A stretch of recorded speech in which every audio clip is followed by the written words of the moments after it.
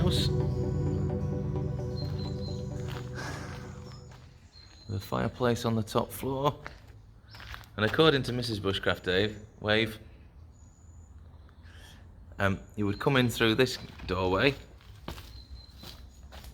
potentially speak to whoever you needed to speak to, and then exit through this one into the Priory. Hello, Mrs. Bushcraft Dave. Hello, love. Welcome to another episode of Bushcraft Dave with me and Mrs. Bushcraft Dave. We've come out today to Bretton Priory. Yeah, it's nice. I was going to say something about it being our anniversary, but they don't need to know this nonsense, do they? They don't need to know we've been married for 20 years now, and we've decided to come out for a wander, like a couple of, I'm going to say old sad sacks, but that is what we are, isn't it? We're old now. We're old now. 20 years married to this one, or should we say she's had to put up with me for 20 years. I should think so. Yeah, quite right. So anyway, we are out and about at Bretton.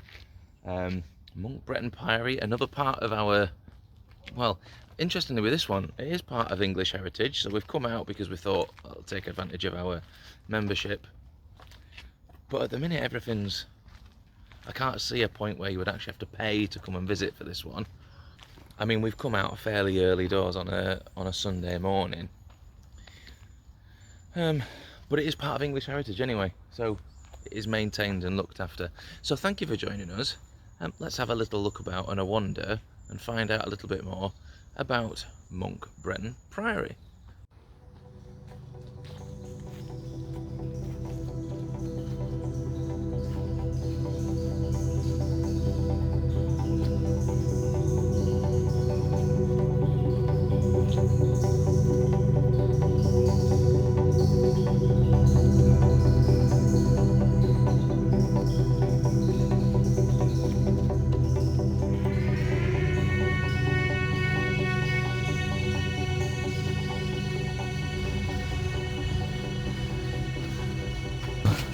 Hello. Hello. Look, there's a well. There's all sorts of stuff. There's another. Do you remember at the other at Rochebbey there was like a covered waterway? Yeah. There's one out there. It's really cool. Is it just because of the fact that there's no other walls? But it feels like that wall is sort of vaguely slightly leaning backwards.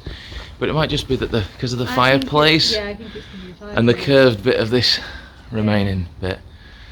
It's just so sad because you see the buildings that were associated with the Abbey that are still absolutely fine.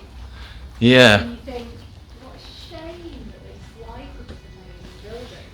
So it was all to do with the Reformation and stuff, and Yeah, the people only reason destroying it's the. in ruins is because everyone's nicked the stones. It's such a Yeah. shame, it's beautiful. You know, I'm not a massive fan of like rich churches and that, but it's a beautiful building. It is a beautiful building. There's some really nice little. Used it for something. Some really nice little features I've seen as well. We'll have a look at, as well as this massive fireplace in this. So what is this building that we're looking at now? That's part of. Because this isn't necessarily part of the church and stuff, is it? So this is the bit where the monks we're in a storage room. Yeah. And it was next to the parlour where the monks had visitors. Okay, so that's like kind of. So that where that fireplace is, that was the parlour. The monks' houses, and all of this is the sort of more religious part of things. Yeah. Well, the church is next door. So that's Yeah, we'll the cloister, I think. look at the church. So the church is that building. Over.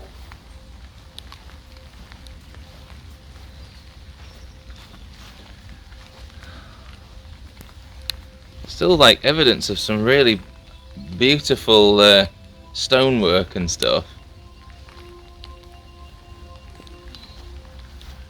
Yeah, that wall is definitely leaning out. Got nothing to hold on to, so it's just. I mean, the thing is, I've got it on the camera. It looks like it's pretty flat, but it's definitely leaning out. It's raining quite a lot now. Yeah, so there would have been 4 covered walkways Oh, all the way around for this the courtyard. Yeah. And then that side of that wall is the church. Beautiful windows though that would have had some stained glass in it. So this was a space that was silent, so they would have had to go in there to talk. Alright. And over there is the refectory. What, that? The building with the... South. I don't know where south is, I think it's that one. Yeah, that one.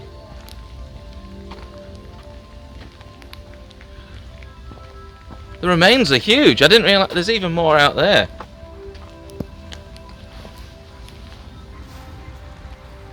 Yeah, the watercourse and stuff. I mean, it's incredibly well built.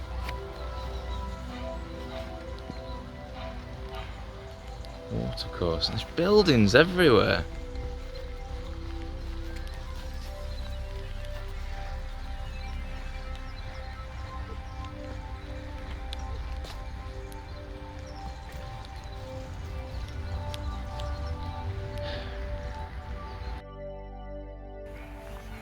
But the drainage systems are proper cool, look at it.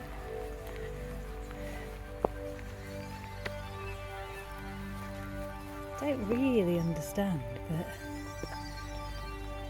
do you think this went all the way down?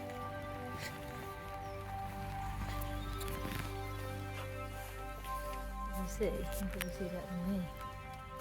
And drops her phone. There's like a massive system of tunnels underneath, presumably so they could have toilets and cooking, and clearly they had wells as well. Really amazing. It just seems such a shame that these incredible places had to be destroyed,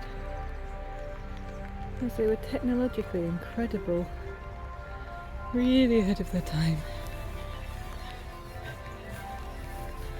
And from what I've seen of castles and stuff, like they were ahead of the castles. I suppose because they had money from the church, I don't know. Look at this one. Drainage. Amazing. Still just about see the crosses carved into these. They're like coffin tops.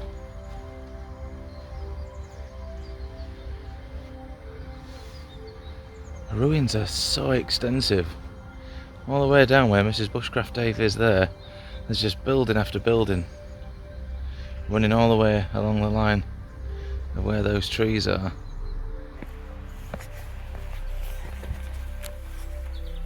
So this is the very edge of the Priory, I think.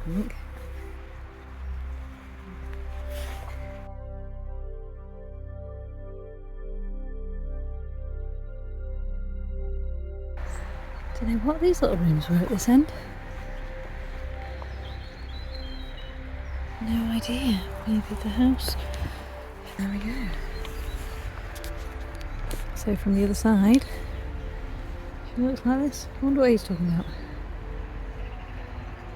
I feel like the extent of Monk Bretton Priory is probably bigger than the one we saw at Roach Abbey. But I'm amazed how that building's remained intact. Like you say, if they destroyed the buildings that were the sort of more specifically religious parts, the church, the chapels, the things where people would have been praying to gods, and the more sort of service buildings that might still have served the king, like in terms of collecting taxes and stuff like that. So this is the church anyway. So that's the main end where the dais would have been. Little small antechambers off the side.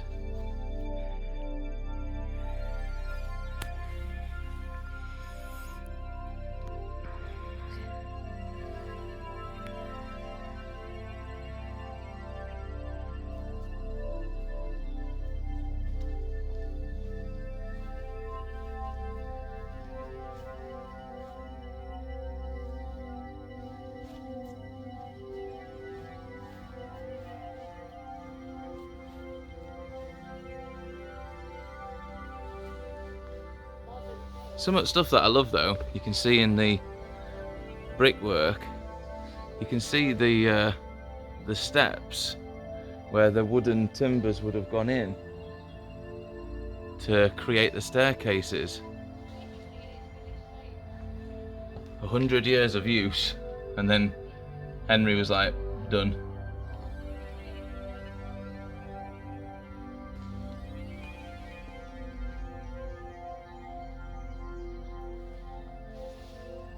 There's another little archway and stuff out there. Yeah, I know, like outside the wall. It Must be still part of this. through, But that's if that wall's original. Assume it is. Founded in the 1150s, Monk Bretton Priory belonged to the powerful French order of Cluny. The monks lived their lives according to the 6th century rule of Saint Benedict, so the Benedictine monks. So sometime between 1090 and 1099, Robert de Lacy, who ran his lordship from Pontefract Castle, set up a priory of Cluniac monks, St John's at Pontefract. By founding a priory, Robert was ensuring that his and his family's souls were saved through daily prayers said by the monks. 60 years later, in 1154, Adam Fitzswain, a local landowner whose grandfather had been a tenant of the de Lacys, set up his own Cluniac priory here at Lund, or in Bretton as it's now known, staffed by the monks from St John's. So bringing some of the monks over from the priory at Pontefract and setting up their own there, where they could pray and say daily prayers for Adam Fitzswain and his family. So it's a 7-acre enclosure of land with an orchard, fish ponds, the cemetery for the monks, and all of the monastic buildings. And so we can see the gatehouse that we would come in at, and all of this larger area of land with the church, the courtyard, the cloister for them to be able to sort of have reflection space, a refectory at the back, the kitchen and the kitchen yard, space to grow their own stuff, also some spaces here if that's what they were using it for, to grow things. There was the main drain that would have run all the way through the enclosure, and then we've got various other bits of buildings built down at the bottom end here. There was an infirmary, we've got more kitchens, another hall that was built here with a chamber and some garderobes and a little guest house for people to stay at. Yeah, and all of the fantastic chapel that we've got here. What was the other bit at the bottom here? This is the administrative buildings. So what was the earliest bits to have been built? So we started with an earlier gatehouse and the chapel that was built in the 12th century, extended into the 13th century. In fact, let's look at it on this map. We've got the colours here, look. So the earliest parts of the chapel that were built and still remain from the 12th century, extended into the warming house, the inner parlour and the chapter house in the early 13th century, and in the late 13th century we extended into the refectory and the kitchens and the re-redorter. Don't know what that is. Mrs. Bushcraft Dave will put somewhere vaguely on the screen what a re-redorter is.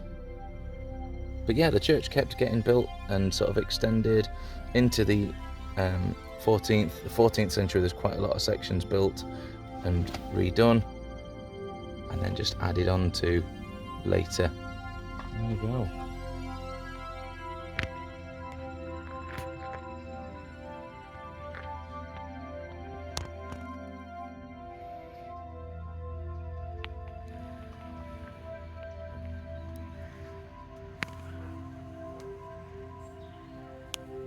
Even though this is an English heritage site at the minute, maybe it's because it's just a Sunday and there's a little building that maybe is an information thing, but it's not quite as official a place as other English heritage places we've been to. So there was nowhere to pick up like a little information booklet or a guide or anything like that. The signage around the place is pretty good. Yeah. Like, we're getting some Potato information, balls but are good. considering how many buildings there are and how much stuff there is going on here, I mean, it's definitely a place to come and visit because there's just tons of ruins and buildings to come and have a look at. But I feel like maybe even down where the infirmary is, I'd like to know a little bit more about that. Why was there an infirmary in the Priory? Are the monks just constantly falling over because they're drinking too much mead, so they need... No, they used to look after people, you muppet. Used to look after people? Yeah, so... It was like a hospital? Yeah, it was like a hospital, so Oh, monks used to look after people. you didn't have to call me a muppet. Well, it was quite muppetish. So from this Muppet, thank you for watching. I hope you've enjoyed our little short video around Monk Bretton Priory. Yeah, thank you for joining, and we'll see you in the next one.